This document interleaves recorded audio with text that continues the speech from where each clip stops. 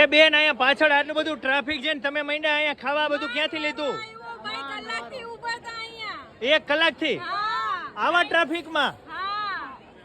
પણ આમાં બધું છે શું? તો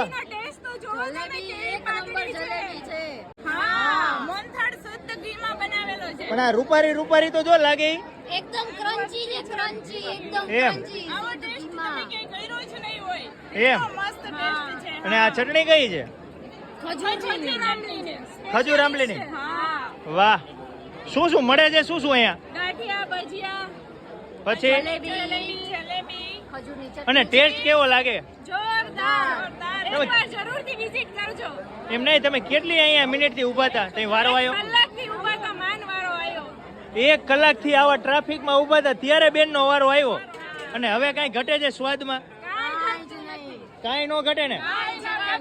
અને ગાંઠિયા, ભજીયા, જલેબી ખાવું હોય તો ક્યાં ખાવાનું? બજરંગના. તમારે અહીંયા જ બજરંગના. આ ટેસ્ટ જ બહુ મસ્ત છે. ઘરે પછી શાક રોટલા નો ભાવે ને? ના જ ભાવે ને.